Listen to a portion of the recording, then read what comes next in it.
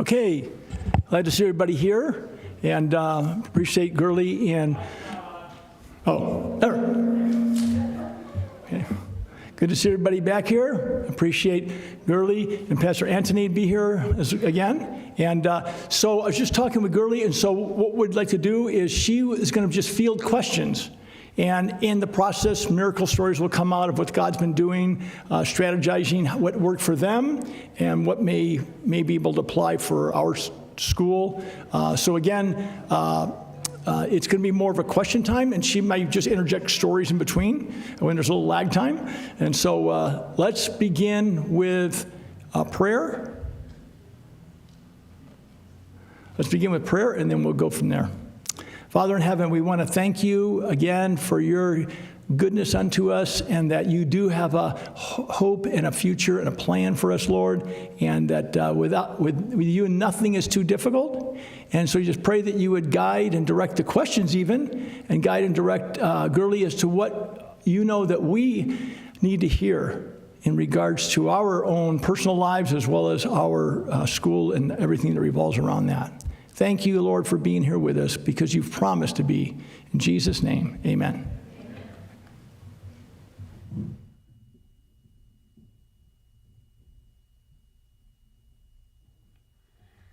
Good afternoon, everyone. So, I carried so much because I carried some proofs of my time alone with God, my journal, my Bible, everything that I need. I wish I brought my boxes of journals. I usually carry that with me when I share presentation to just, to share to others. But I am very open to questions. Then maybe my miracle stories will just come out based on your questions. Do we have microphones that goes around? So I'm open to the first question.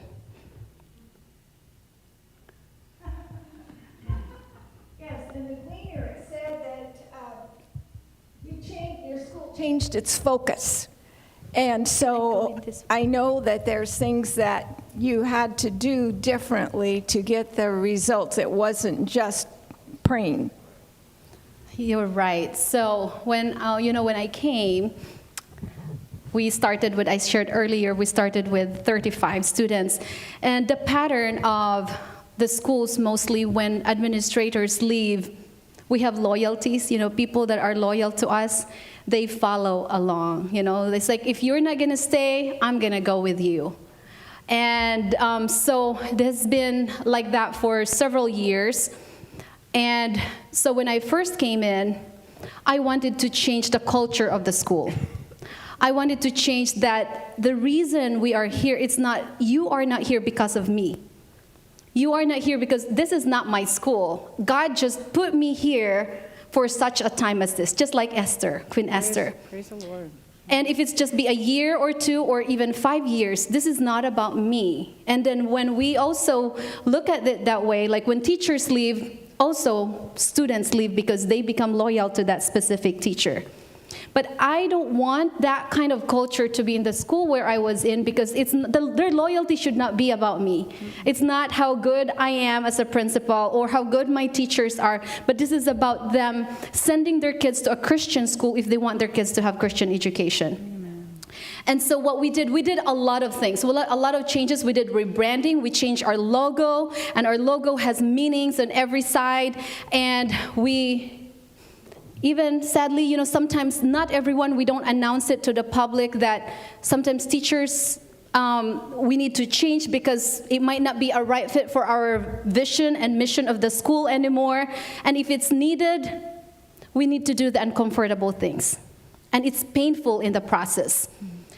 And first thing that we did my first year was we focused on really checking on what's in our heart. What is the ulterior motive of our heart? What is really our mission in that place? Why did I accept the call to be a principal of this small school? Why is it that I accepted this call where I could go somewhere else, where I have other offers?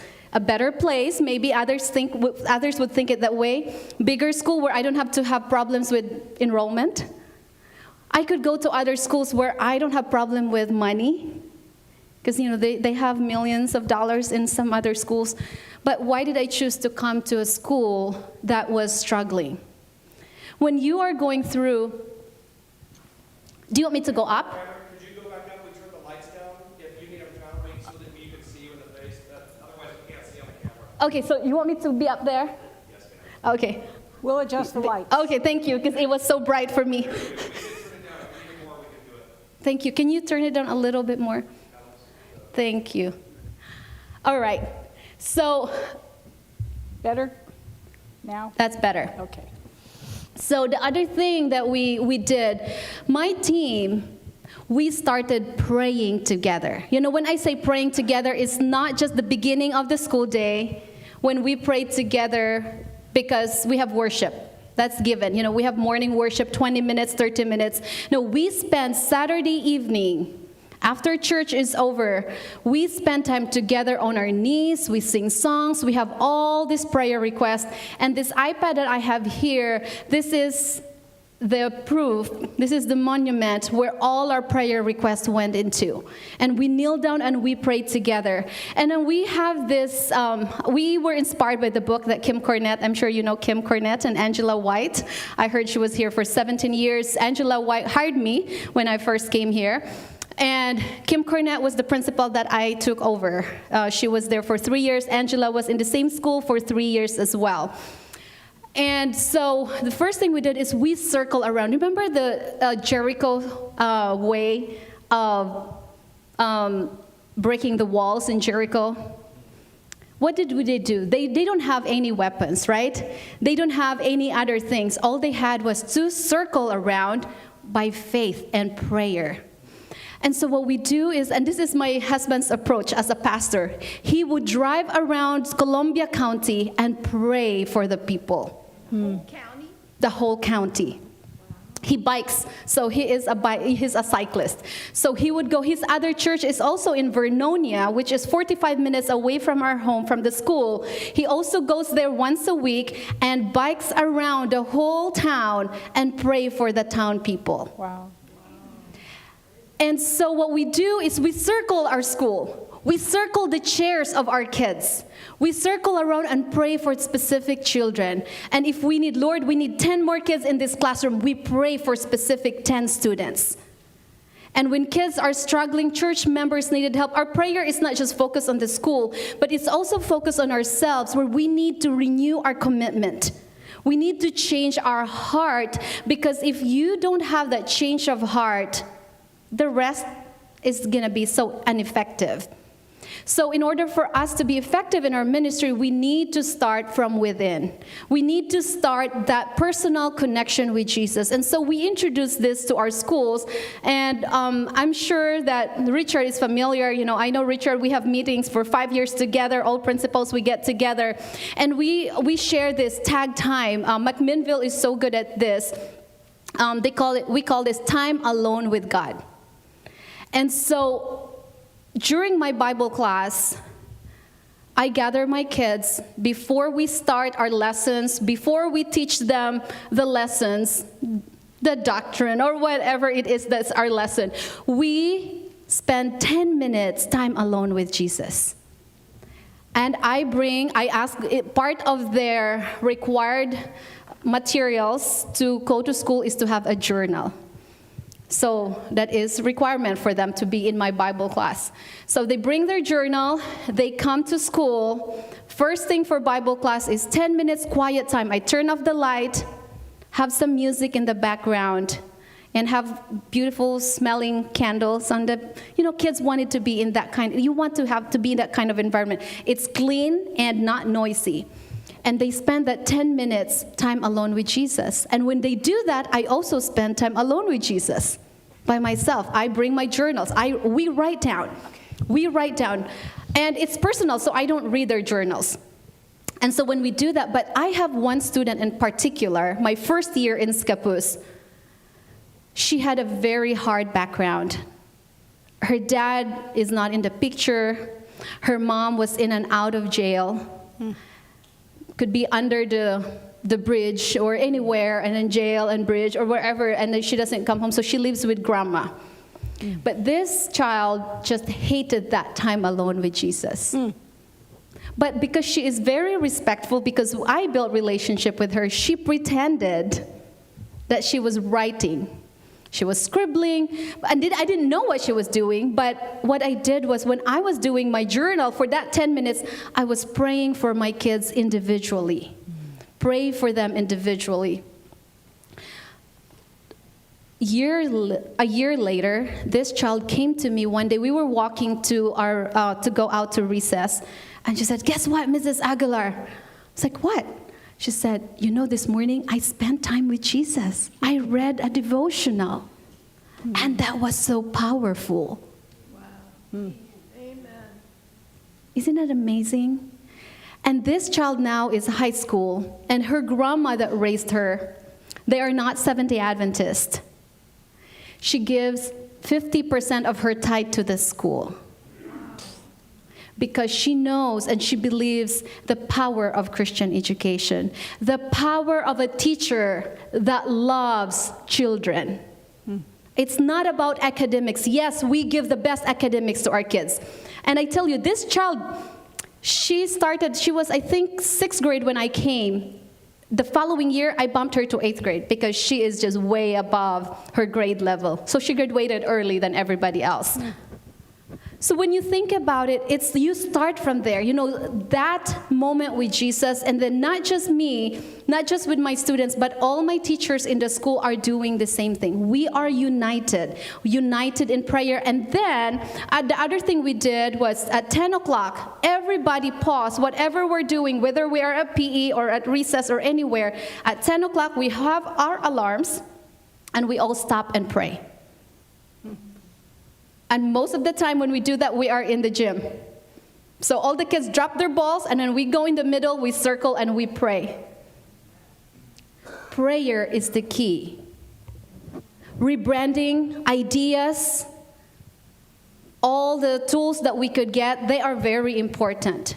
But when you have that core foundation, which is through Jesus Christ, through the renewal of our minds and our hearts, then the rest will follow.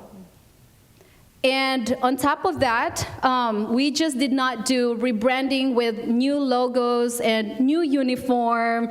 We had basically, and then new set of teachers. It made a big difference. So then the second year, as you know earlier, I shared with you that we lost 20 students. We lost 20 students. And the hard part with that, losing our students, was, you know, we had this commotion, chaos around. It's like, now what's going to happen to the school? If the teacher will go, then we're going to go. And I just had that talk with God and said, Lord, this is your school. This is not my school. You're going to cover this. And so we lost 20 of them, unfortunately. But I tell you, because we had that relationship with them, some of them actually came back. Some of them came back. They realized sometimes you don't value a person or a thing or an institution or a school until you lost it. And so there was one family that was just going against what I was trying to do because I was changing. I was going in a different direction. That this is not working. Then let's go to this direction, and they were not happy with what I was doing. And eventually they realized that we needed this school, so they came back, and they are still there right now, and we have very good relationship with them. So I hope I answered that question. Is there any other?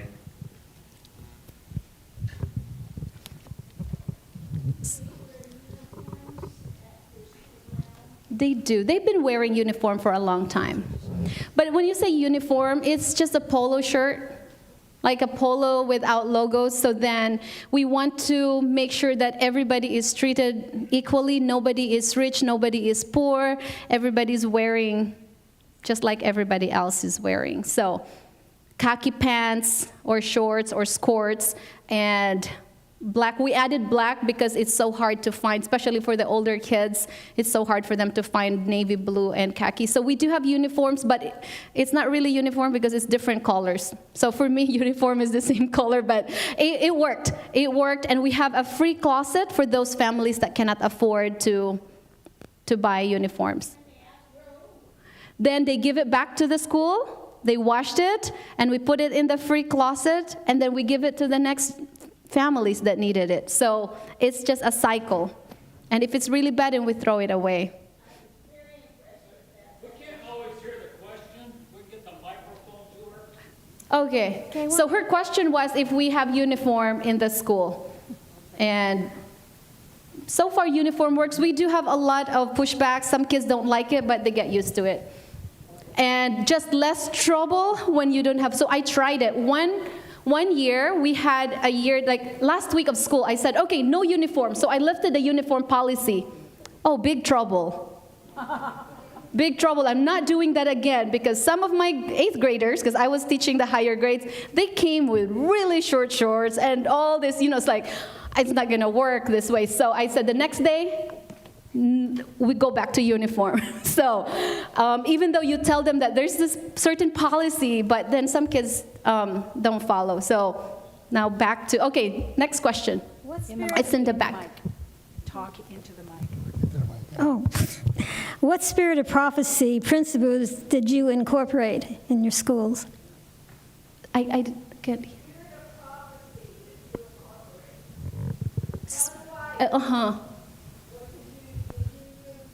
Oh, all the time. All the time. So when I was in the wilderness experience, I call it the Isle of Patmos experience. I was in South Korea for 3 years as a missionary. Everybody speaks Korean. I don't speak the language. Everything around me is Korean. When I go to church, they speak Korean. I don't understand at all. And so that was my moment when I read the Spirit of Prophecy. Basically, I read the whole Spirit of Prophecy of Ellen White. And that was my moment with God. That's when I fell in love with the Bible. That's when I feel like the Bible, there's so much gem in here. Before I read it because that's how I was raised. I was trained that way. I grew up that way. I grew up in the church. But I just have to do it. It's given. But when I fell in love with Jesus, when I met Jesus in South Korea, that's when I first met him genuinely. And Spirit of Prophecy has been such a blessing in my life. And so I use Steps to Christ in my classroom. There is a certain Steps to Christ that has questions for young people. And my kids use that as there's stories in there, and then they read it, they reflect, and they use even the book of Ellen White for their book report sometimes. So we do incorporate the books of Ellen G. White in our school, and it's been helpful, and our kids enjoy it. And then I do create lesson plans out of it. I am a religious education major for my PhD. And one requirement that we have in one of our classes is to make lesson plans out of Steps to Christ. And it's actually really, really powerful when you really spend time and make lesson plans out of it. And it's been a powerful tool that I've been using in my classroom. And we do have encounter curriculum that we use. I have several other curriculums. There is a 3 Angels curriculum that we are integrating in our school as well. But these 2 years now, past 2 years, I did not teach a class at all. But those 3 years that I was there, I've been teaching for 17 years. And those years, I've been integrating Spirit of Prophecy, Bible. Even in language arts and math, you can always integrate faith and learning. Can you? Yes. My husband is teaching math, and he is teaching math/Bible in mathematics. And it is possible. It's possible to do that with your social studies, with science. It is possible. So we integrate faith and learning in every aspect that we are doing in the classroom. Even during recess, we teach them how to be kind and to be gentle and to be like Jesus.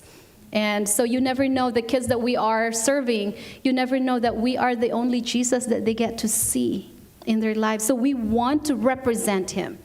And my teachers and I, we always talk how can we be right with God? And we need to start that every day.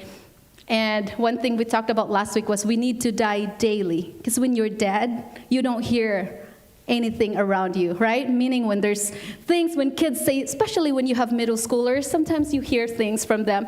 But when you are right with God, when you surrender everything to God, you are not affected with what is going around you. Yes?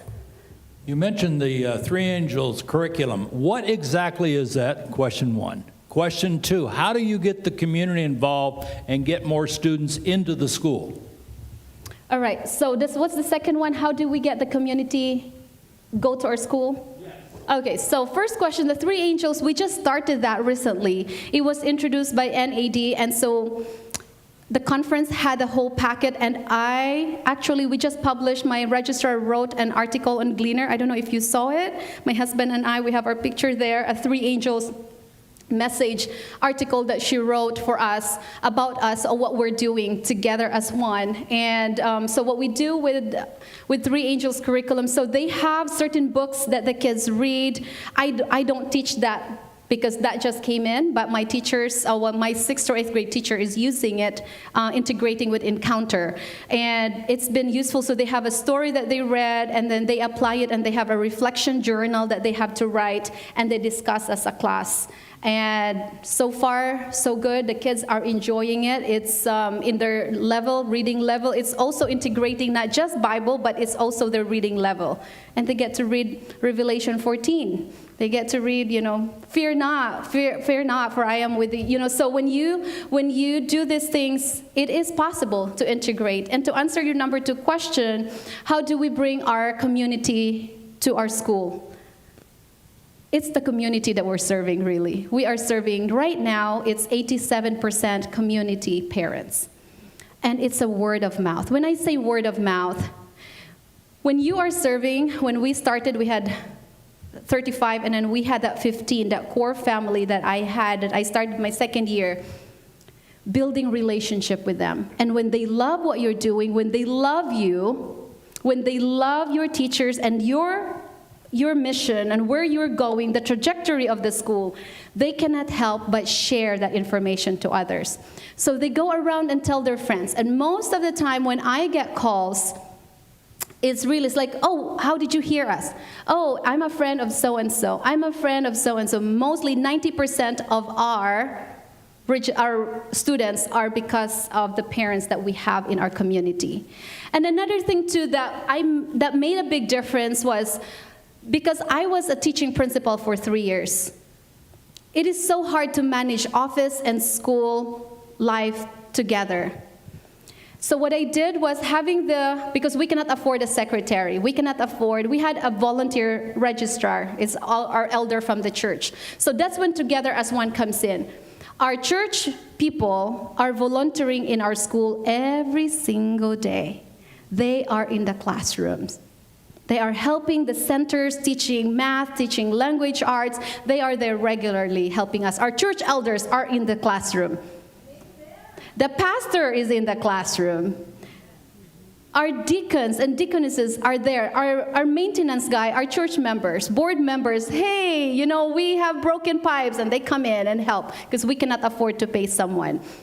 But with the other thing that I did with the office and teacher life, it was very difficult. So what I did was the school phone, because most of the time they leave a message and I don't have the energy at the end of the day, because after school at 3 o'clock, I have meetings and meetings and meetings.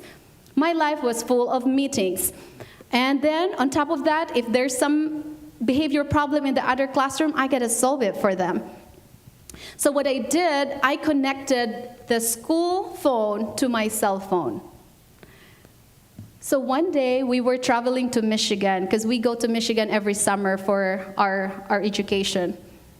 And my phone rang, and it was the school. So sometimes I get confused. Is this Capos Adventist School? This is my personal phone? So I just always use Capos Adventist School. My voicemail is the school, but not anymore because we bought a cell phone just for the school. So my office, now I have an office manager that takes care of that. So when I went to Michigan one day, and it was already late, because they're 3 hours advance, and the phone rang. I answered the call, and it was the wife of the pastor in the Foursquare Church. And she has 4 kids. She has 4 girls. And we had a good conversation. I came back, they registered their kids, and they are still there right now. And on top of that, they bring their whole church community to our school. So the children's ministries director kids are there. Their church members are there.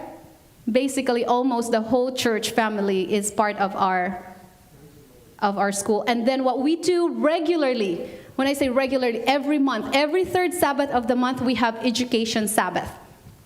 So what does Education Sabbath means? My first year, I preach every 3rd Sabbath. And then I realized that's not really good, because then I'm just the one preaching. So we decided to let the kids preach. So kids, 2nd graders, last February, our 2nd grader, little boy, preached about God's love. That was more powerful than a pastor's sermon. And it just did not touch the people's hearts, but his parents. These are not Adventist family, not just the family, but this boy's heart. Yesterday, we had career day at school.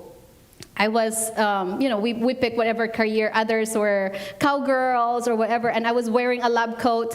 And then this boy came and said, "So what's your profession? What's your career?" He said, "I'm a pastor, Mrs. Aguilar."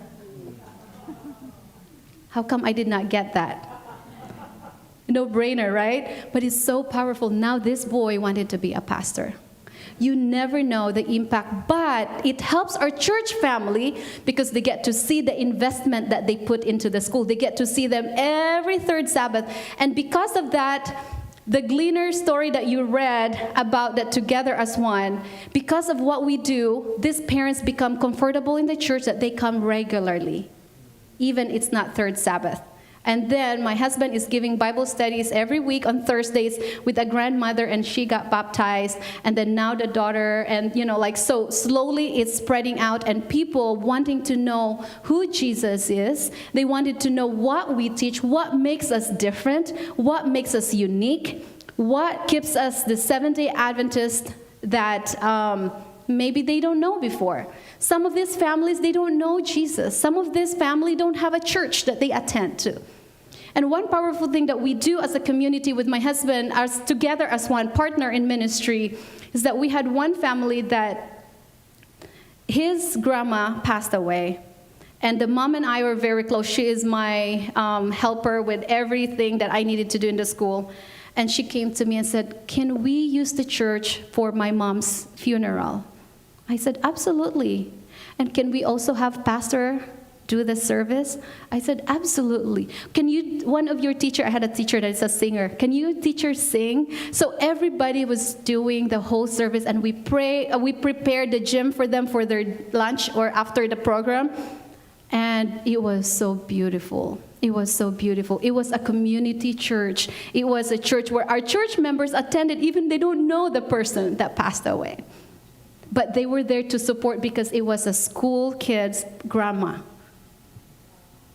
What a blessing. What a blessing. So, just those are just one of the things. And recently, I don't want to miss this, we have a great grandma, 80 years old, that started dating another grandpa. And so I saw them at the funeral of this, student. This is recently. So I sat down in front of them. I said, "When are you going to get married? And if ever you get married, I can be your wedding coordinator." Few months later, they got married. My husband officiated the wedding. I coordinated the wedding, and my teachers helped printed the program. We ran the whole wedding, and they only spent $2,000, and it was attended with more than 150 people. It was a blessing. So for us, that's a ministry. Together as One is beyond the 4 walls of our classroom. We go above and beyond. I do visit with my husband, so that's why my job is more, it's more on me, because I go visit with him in churches or not churches, but homes of our church members as well. And so they're my donors as well. When they get to see you, they want to give. They want to be part of it. So that is just one of the things that we do together. Yes, next one. Do you have an agriculture program at your school? Pardon? An agriculture program, like do the kids grow any vegetables or fruit? Yeah, so we have a greenhouse. So when I first came, there is a program in Loma Linda. I think it's called Exceed, Richard. I think it's called PBL, Project-Based Learning. So they sent us there for training.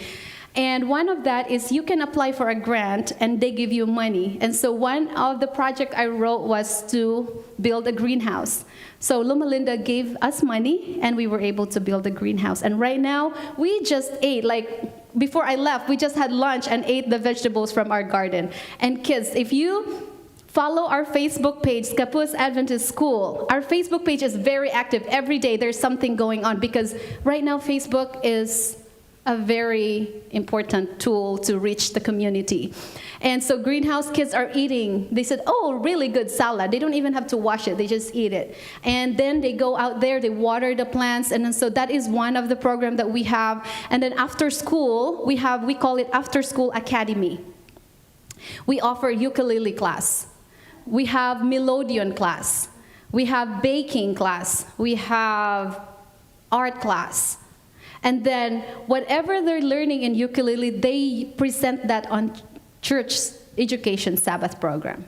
Melodeon, they just sang that song. That's why I picked that song, because that's the song that they sang, that they play, "'Tis so sweet to trust in Jesus."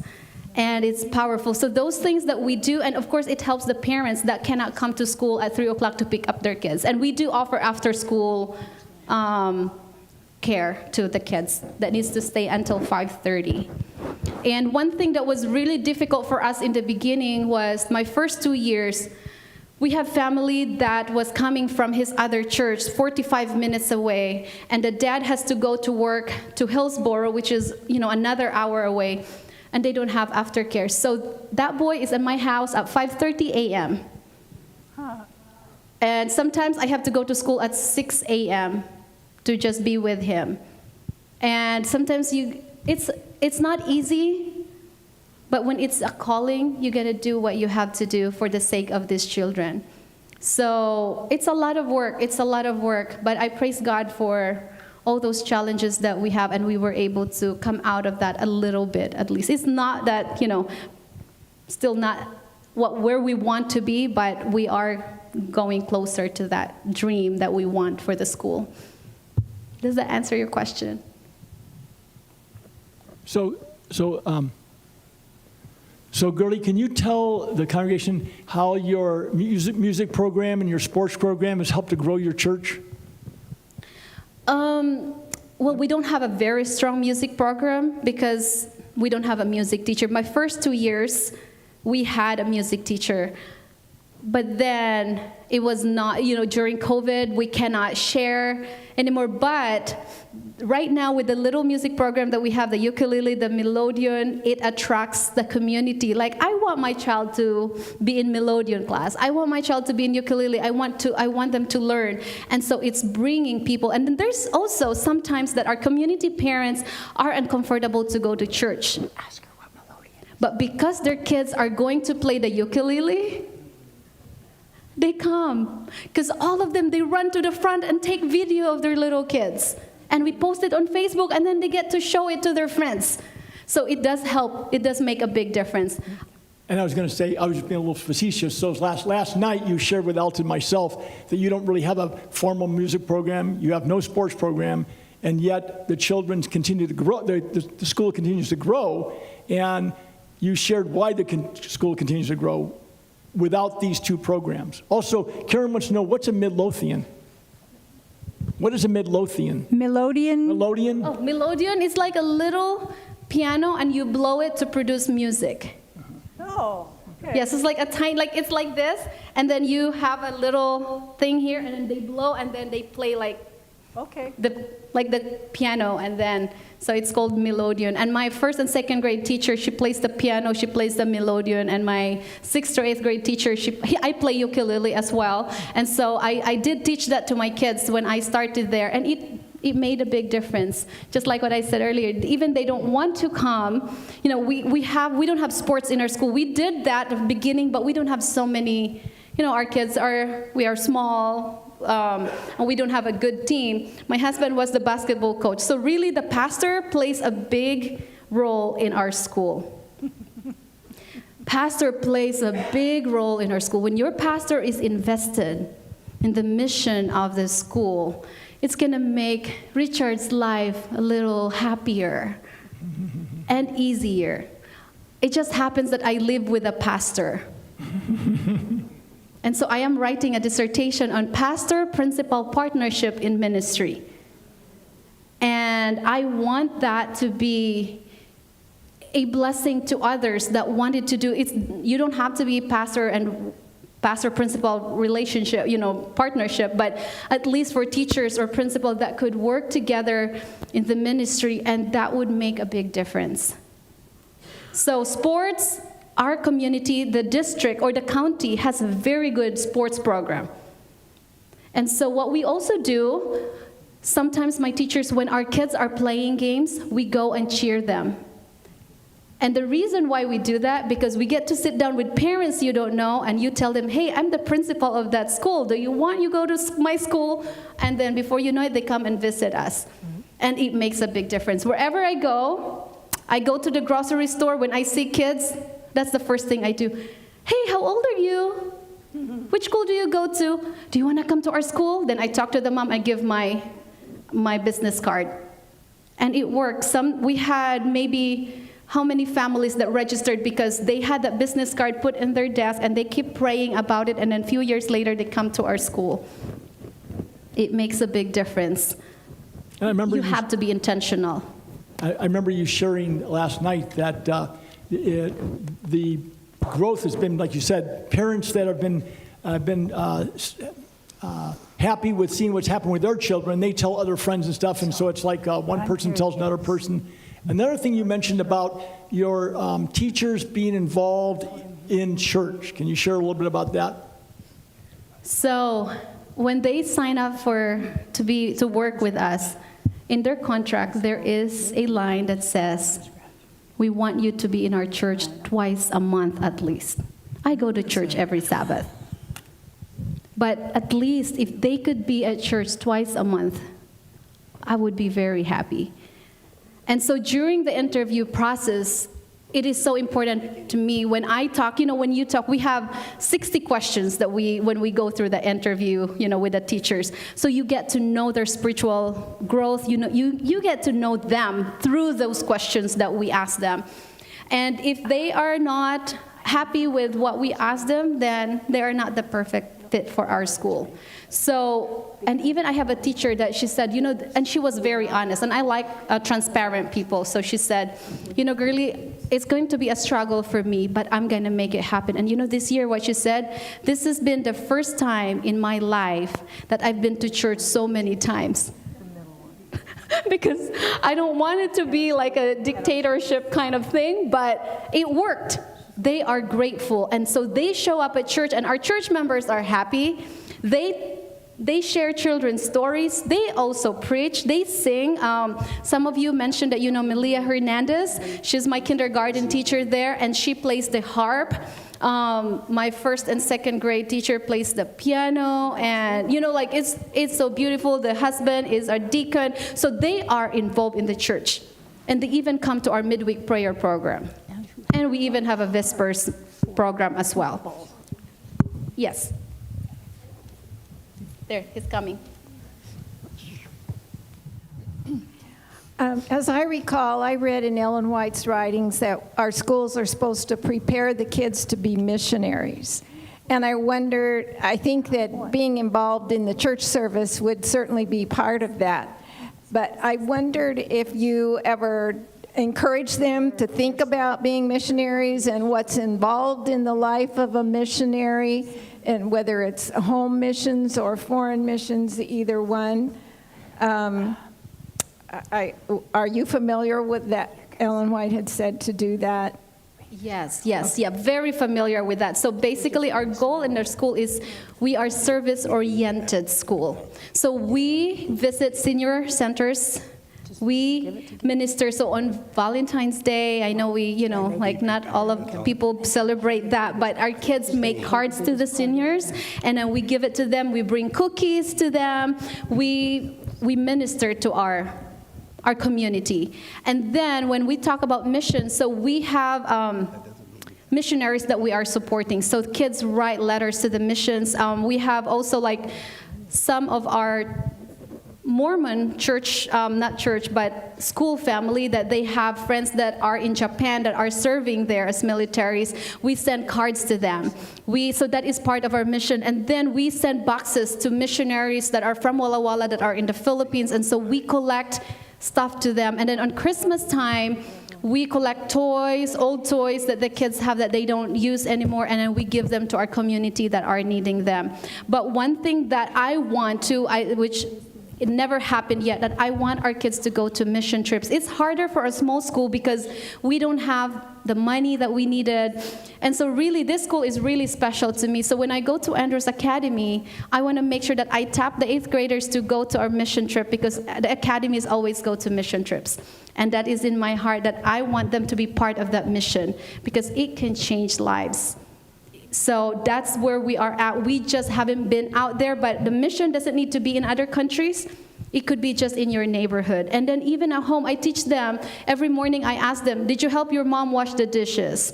How many of you prayed this morning? And so only few hands. The next day, they all raise their hand because they know I'm going to ask them.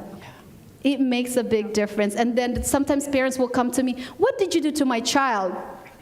Why my child is doing better? I don't know, it's not me, it was God. So I'm just an instrument. Yes? Yeah, I'm asking a question about school lunch. If you serve school lunch, what are the sources that support it? In other words, it could be some food from your garden, maybe you accept some government money, maybe you have some special arrangement to get cheaper, the basic foodstuffs. How does that go? School lunch, the kids pay for it. It's $3. I think next year we're going to raise it because now everything is expensive. So we don't have any support from the government. Our parents, our volunteer parents, are cooking for our kids. Again, the school is run by volunteers. It's volunteer, really. Like, it's full of, like, we have more volunteers than our staff. So we are dependent on our volunteers. So they go grocery shopping, they bring their stuff, and they cook in the kitchen, they deliver it in the classroom because we don't have a cafeteria anymore. So there's no other funding, but it's mostly just the parents, because we spend more than what the kids pay. And the teachers don't pay for lunches. Yes. Did you have an issue with the volunteers not being allowed to be in your school because they weren't vaccinated? No, we don't have that problem. Ha! I say yay. No, we don't. There's certain things that you just have to, do things that needed to be done. I would just say it that way because this is live. So it's not a problem at all. Yes, and we do have parents that it's like, oh, I can't do this because of this.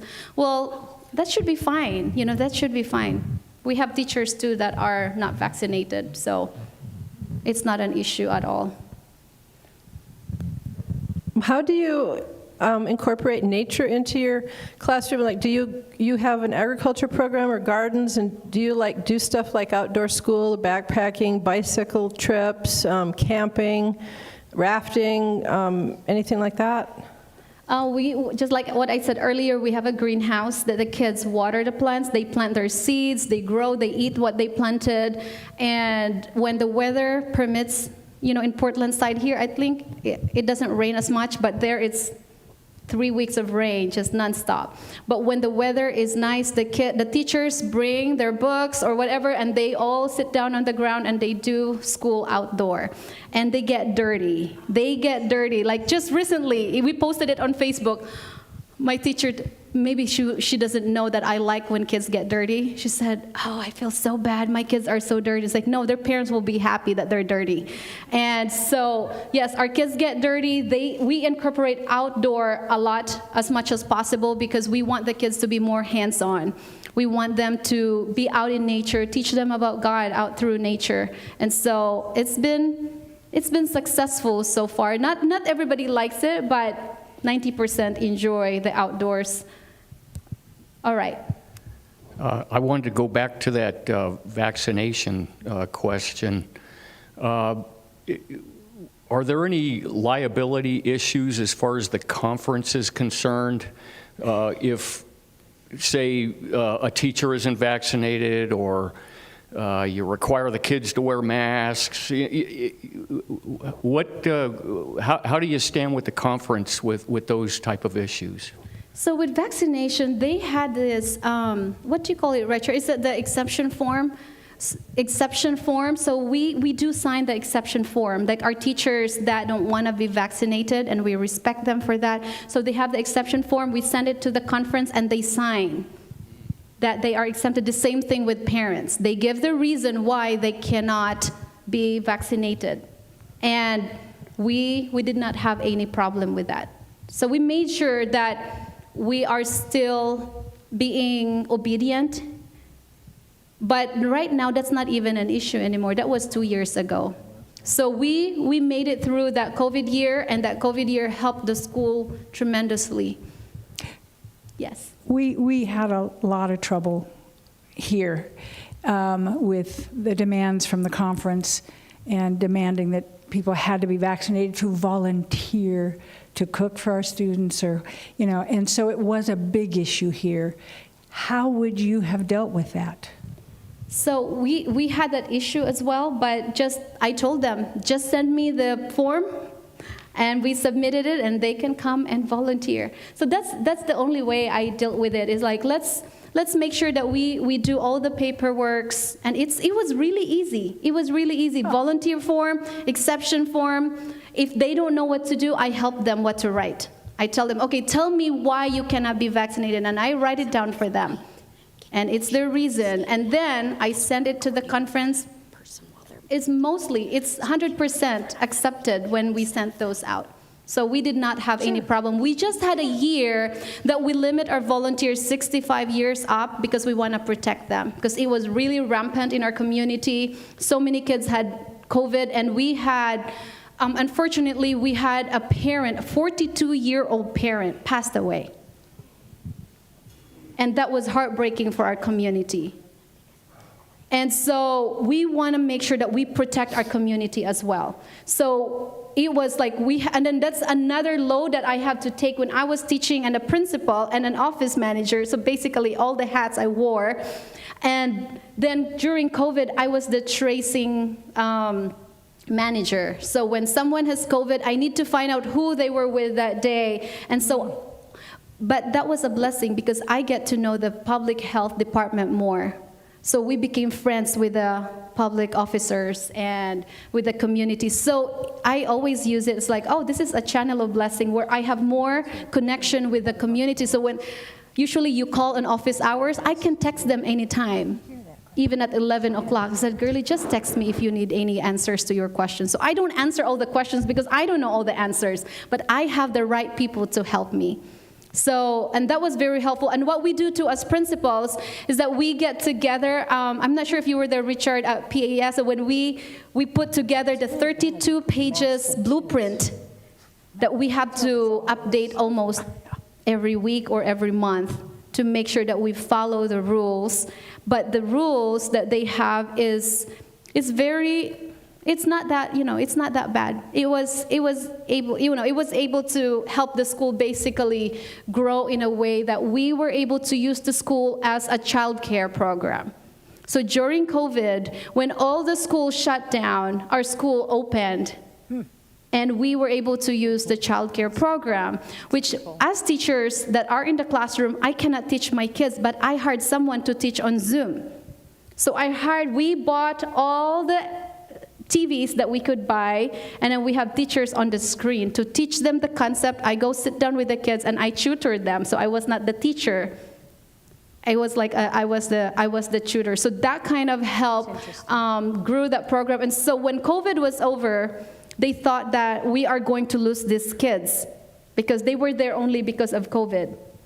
because we built relationship with them, they continue to stay in our school. And they see the values, the care, the love. The kids go home smiling. The kids are happy. So it just continues. And so I guess going back again to that relationship that we built, I could always go back to that relationship that we built with a family. It's hard to leave someone when you have that good relationship. I think we need a clean slate. All right, there's one, and then I'll go to you. Yes. No. It's coming. And then we need another one here in the front later. Do you have a pre-K program, and do you think that's an effective feeder program to Very getting into the upper effective. grades? Yes. Very effective? Very. So we have a pre-K program, well, TK program. So I will tell you a backstory of our pre-K program. So we had, my first year, we had 17 pre-K kids in our school. The following year, we went to Oshkosh for Pathfinder. I had Pathfinder program. I was the Pathfinder director as well. And so took our kids to Oshkosh, and I got an email from my preschool teacher that she's asking for many things. I'm not gonna go into details. But basically, she took all our kids except one.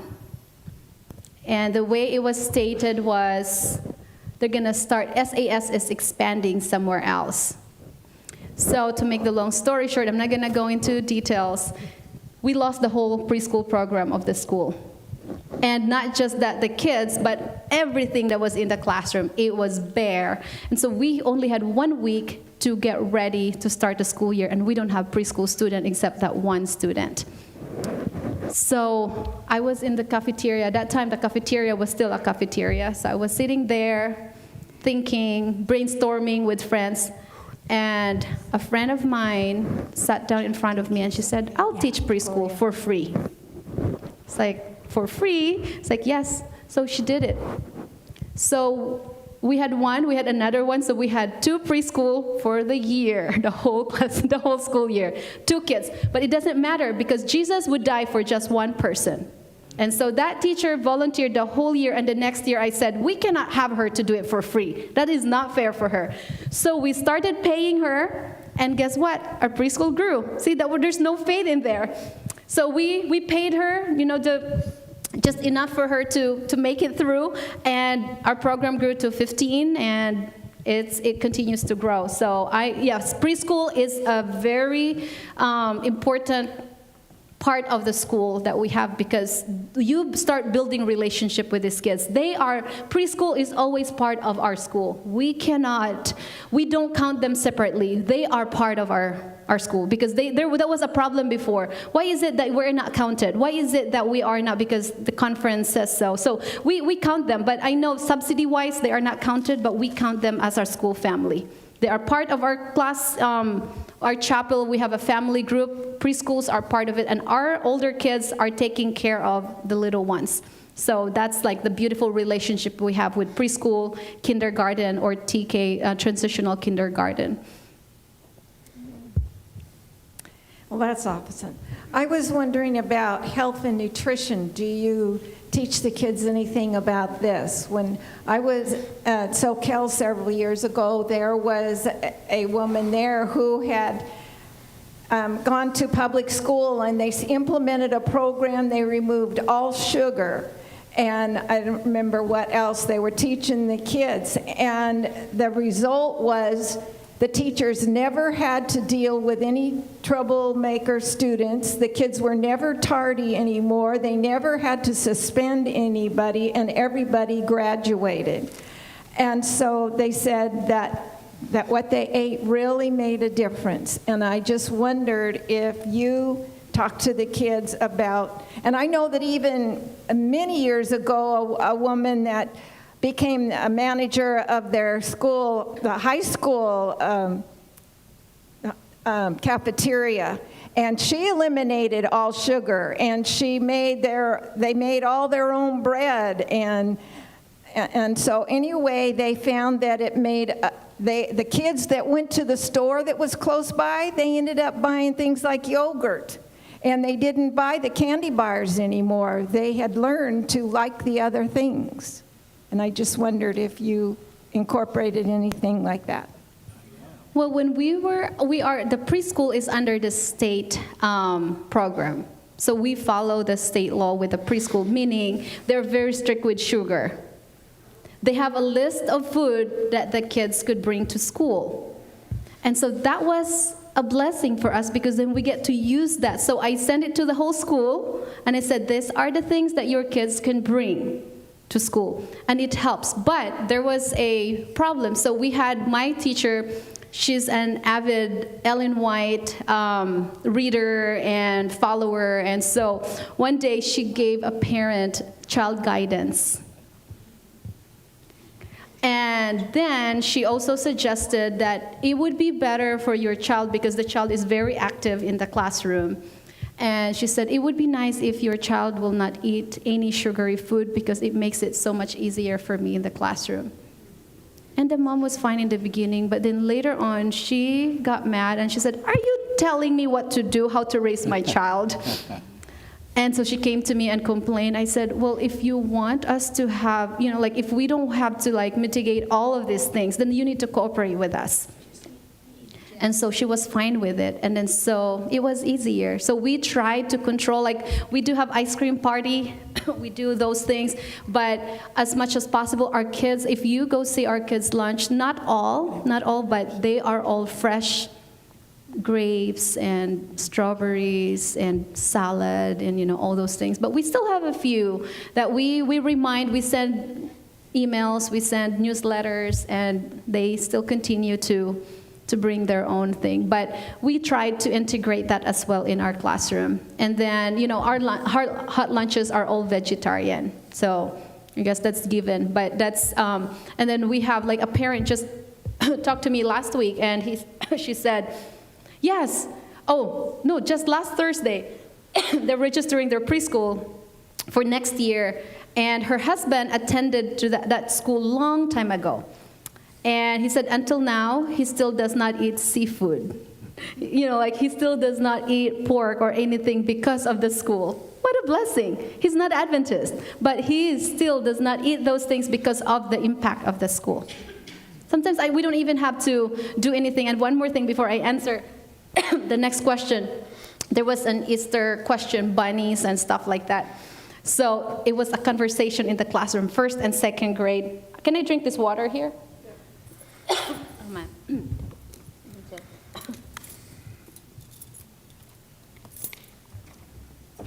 So there was a question so why do we celebrate all of this?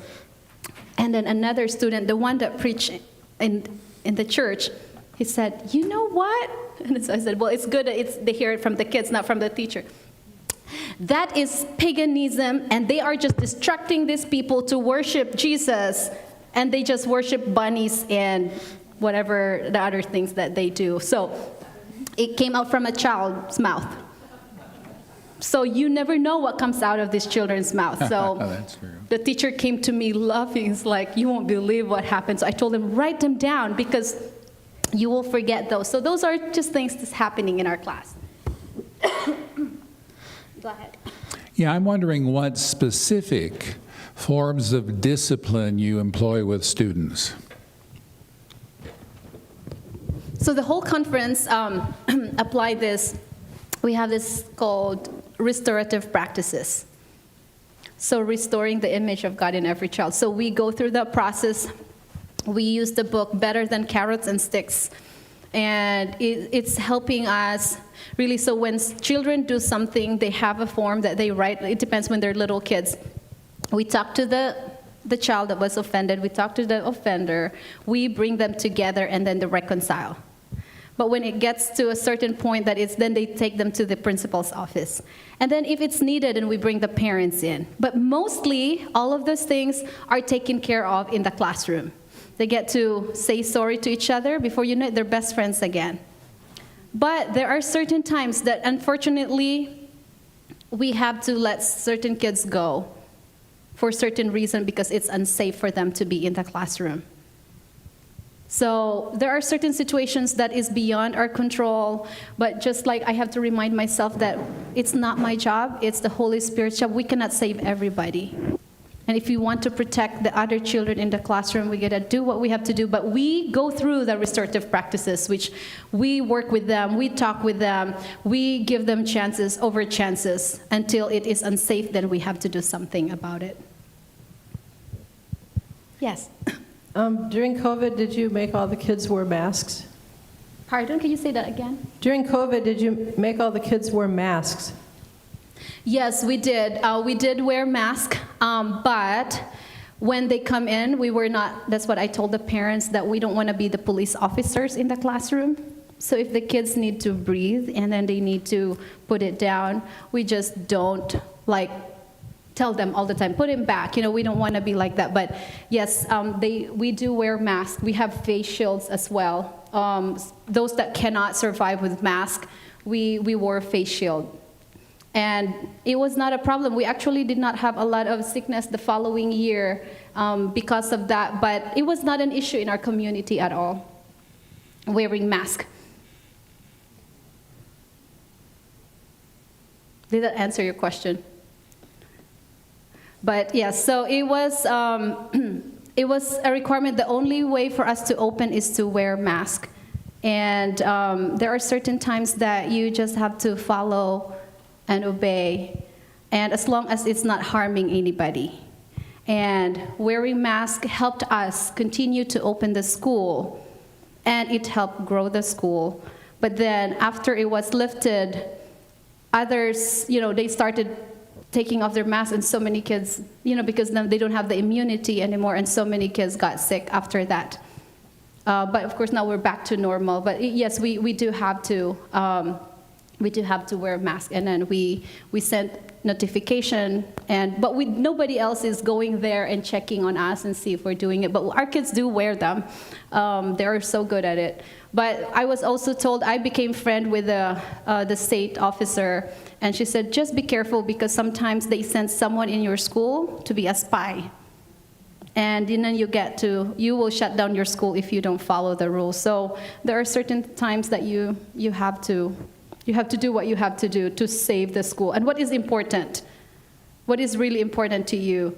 Well, for me, what is important to me, wearing masks or shutting down the school and we cannot interact with the kids. And so you have sometimes to weigh things and then choose your battle. And as long as we are not stepping on someone's toes, and others, we do have families that chose to do online because they don't want to wear masks, and we respect them for that. And they are still part of our school community. So it was a battle in many ways, but it was not a big problem in our community. Did you get a subsidy for them? For the online students? Yes.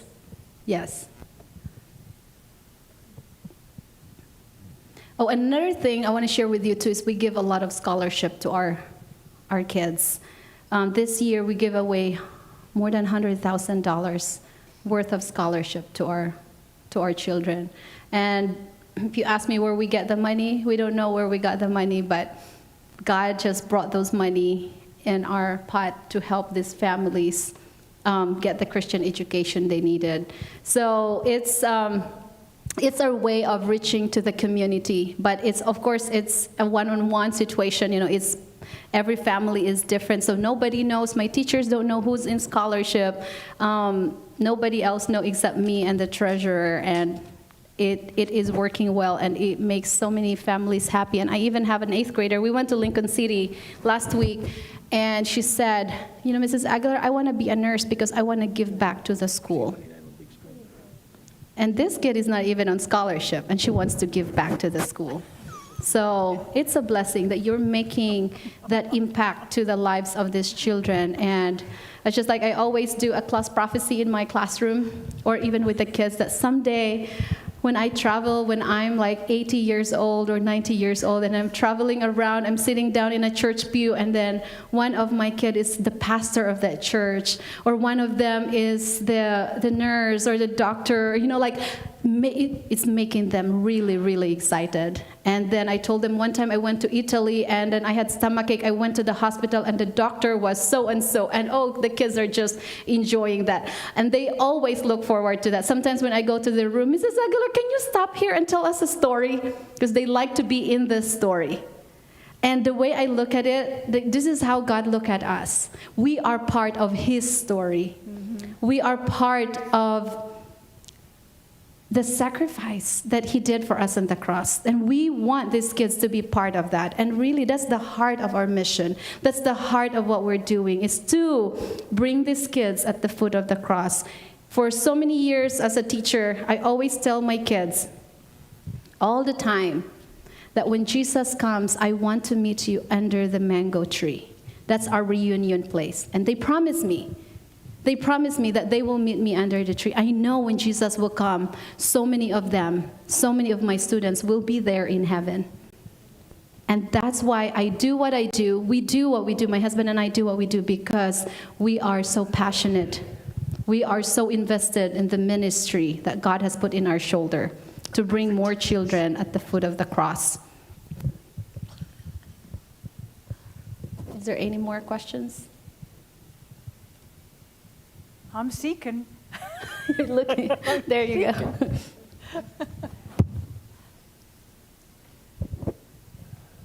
You mentioned a little bit about after-school program. I'm wondering if maybe you could speak a little bit more as to what exactly the after-school program looked like. What kind of activities did the kids do? Who was leading that? Was it the teachers, volunteers? Was it both teachers and volunteers? Just tell me a little bit more about after-school.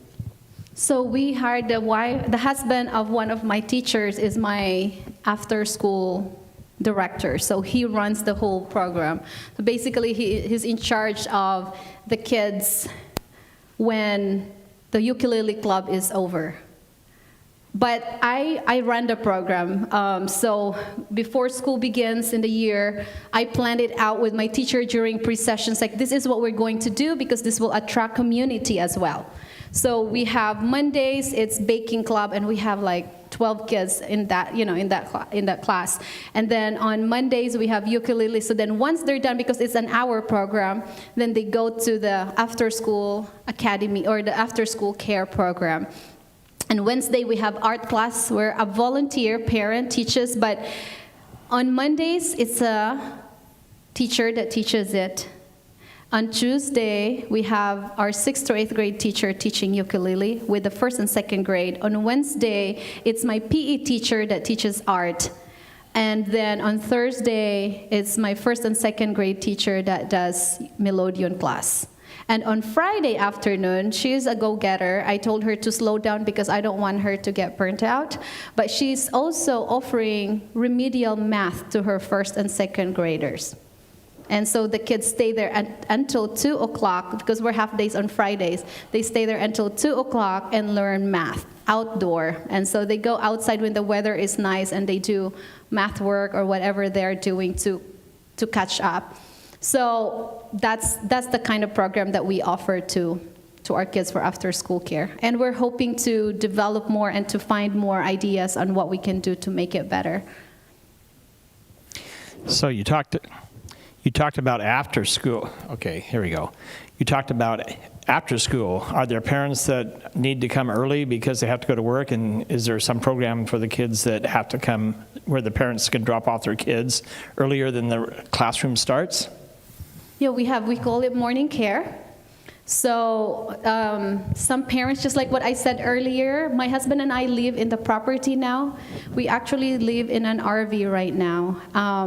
One thing we did, and it was totally our personal choice, that we want to be the #1 donor of our school. So we gave up our space, we gave up our life, so we can donate to the school. So we live in an RV.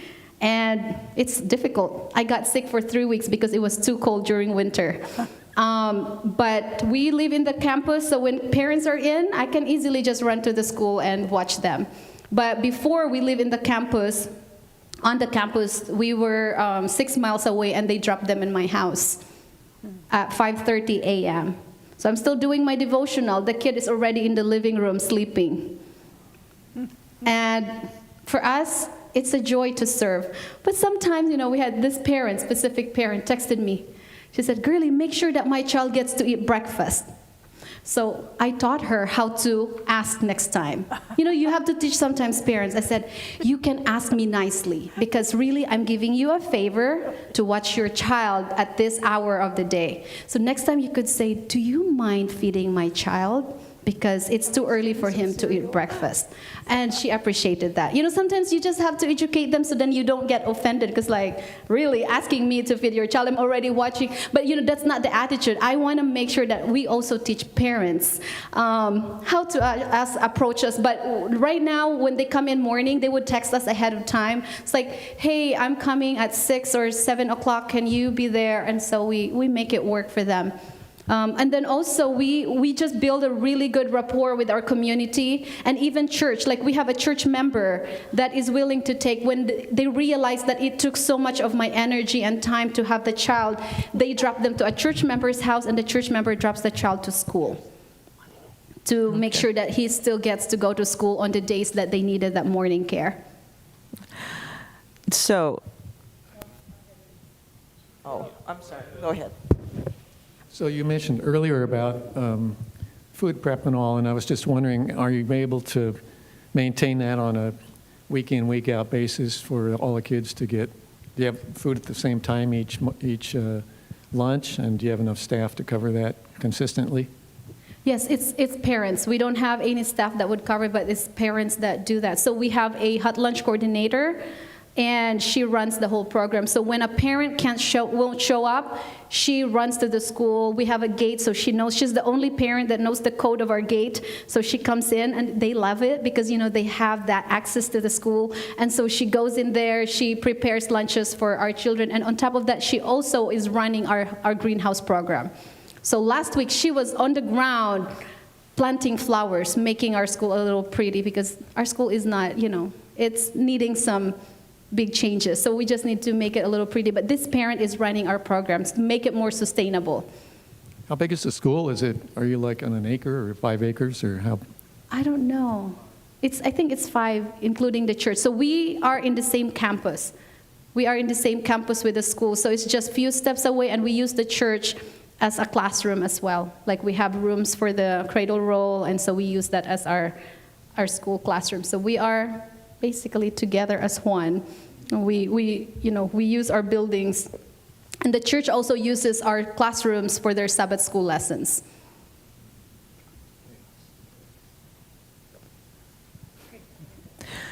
I just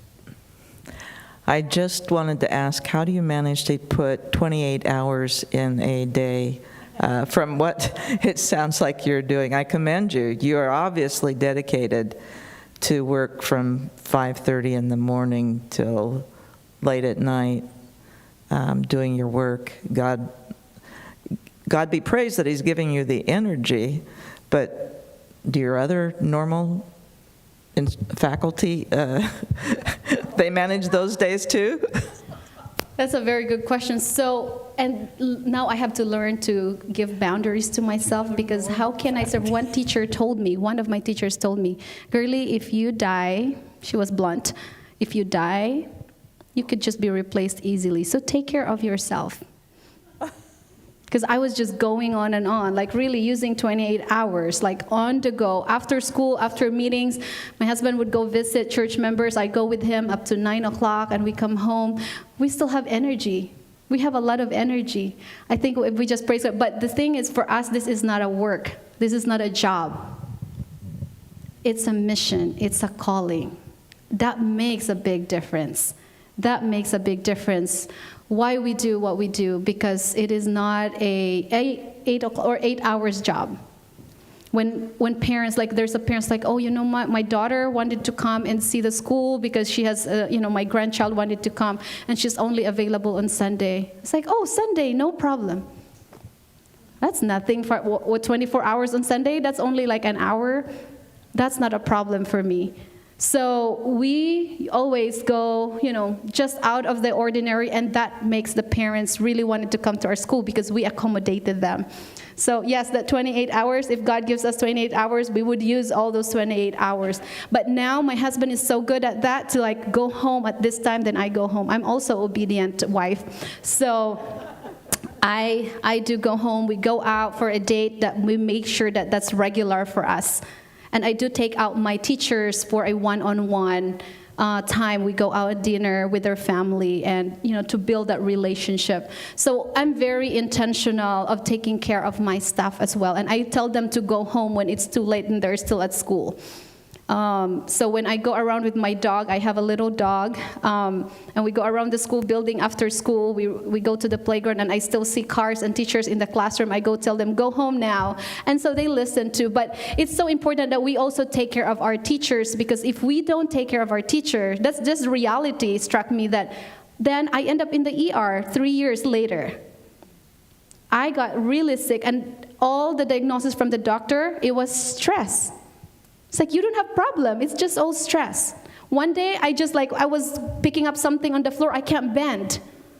I was like, what happened to me? So then I have to go see the doctor. I have to do all of these things. So if I want to be effective in my ministry, I need to learn how to have boundaries. And so I am learning that, and that's very hard, because I don't have that really in my life. So now I'm getting better, but it helped a lot when I became a full-time principal 2 years ago.